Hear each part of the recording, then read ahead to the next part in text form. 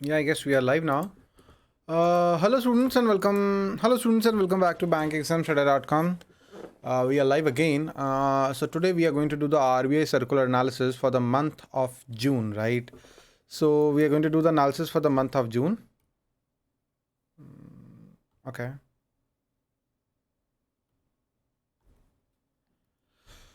So very important. The RBI circulars are very important for the for that GBO exam, right? In the previous paper, I guess there were majority of the questions in the financial awareness were from RBI circulars. So this particular topic, RBI circulars are very important. So before starting, let me tell you that we already have started the IBPS RRB GBO course.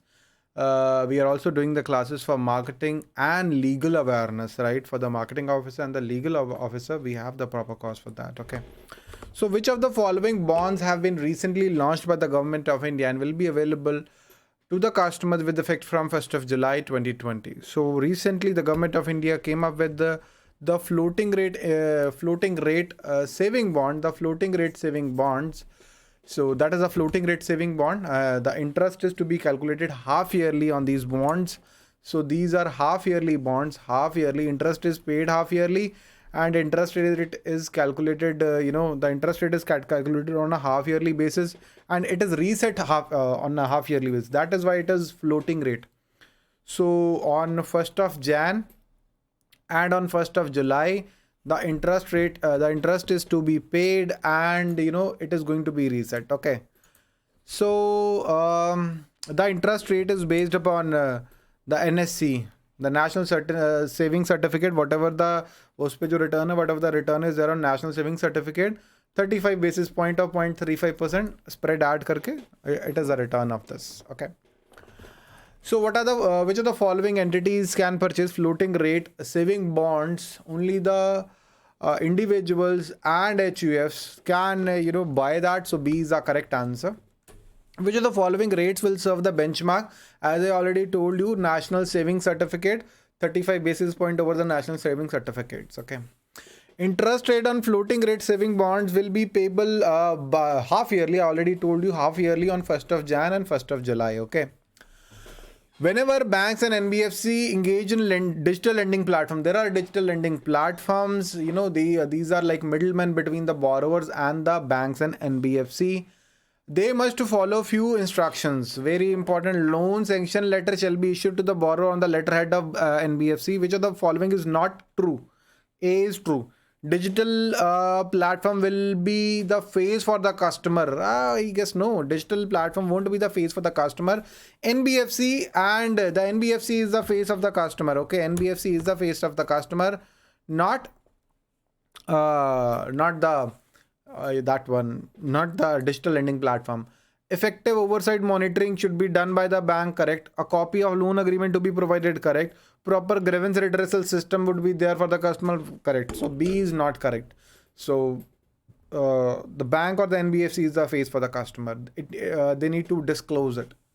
Which of the following entity extends a guarantee? This particular thing was actually launched. This particular company or the credit guarantee scheme was launched in previous union budget, implemented now. National Credit Guarantee Trustee Company, very important. National Credit Guarantee Trustee Company, very important.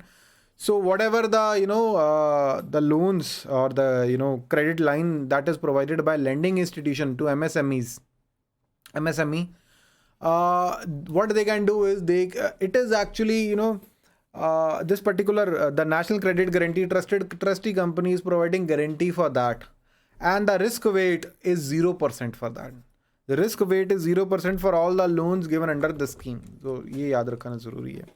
So our next question is, which of the following risk weight applies to the credit guaranteed by the National Credit Guarantee Trustee Company? It is 0%. Very important. 0% जो है risk weight for all the loans, all the loans given under this particular scheme. Okay, by the National Credit Guarantee Trustee Company, loan given to the MSME. Okay. So which of the following is a rate of interest subvention and the prompt repayment incentive to the farmer? Very common question, a repeated question, very important question. तो कितना rate है? B is the correct answer. 2% is interest subvention and prompt repayment incentive is 3%. the dates are actually extended. Okay, it's actually, I guess, 30th of August, I guess, or 31st of August. So which under which of the following act the cash reserve ratio is under which act of RBI? Very important. It is section 42 subsection 1 of RBI Act. Very important, please remember. And statutory liquidity ratio is under which section? It is section 24. Yeah, 24 of Banking Regulation Act. Okay, so it is the CRR is under the RBI Act and the SLR is under Banking Regulation Act. Okay, please remember that. Due to COVID, the minimum daily maintenance of cash reserve ratio was reduced from, it was 90%, but now it is 80%. Okay, so C, I guess, is the correct answer. Yeah, C is the correct answer. So due to COVID-19, the borrowing limits of scheduled commercial banks under MSF scheme overnight, borrowing from the RBI, right? So this limit has been increased from 2% to 3%. It used to be 2%, but now it is 3% due to COVID. And ये limit, I guess, 30th of September तक रहेगा. What is the revised date for implementation of guideline on regulation of payment aggregator? So I have already done this particular circular. See, there are 5 circulars in my full course. Full course में जाओगे यार, even you can go to the official website of RBI in the circulars, right? There are, I guess, 5 important circulars whose deadline have been, extended. So payment aggregator and payment gateway circular is one of them. Its deadline has been extended. It is 30th of September is the deadline. There are 5 circulars whose deadline has been extended. And very, very important, I would say, seems difficult. If you have never, gone through these questions, you can't do this in the exam. And these are very important for scale 2, scale 3 level exams. If you are going to appear for GBO, if you are going to appear for scale 3, if you are going to appear for RBI grade B, these are very, very important. Although I'm promoting my my GBO course here, but this particular quiz is very important for RBI grade B. This is very important for scale 2, scale 3, SEBI grade A exams as well. Very, very important. So we have already started the IBPS RRB GBO course, IBPS RRB marketing course, and IBPS RRB scale 3. Even the legal officer of the law officer course we have already started. We are providing the complete video classes, notes, test series, and the quizzes. All the links are available in the description. You can just drop a WhatsApp message 9067201000, or you can just give a look to a course, right? So that's all for today. I mean, this is the list of students of in the IBPS RRB GBO scale 2 and scale 3. In the GBO scale 2 and the scale 3, all these students, they used a study material and they cracked their respective exams, right? And she's the topper, Tripti Arora. She was the All India topper, and she used a study material.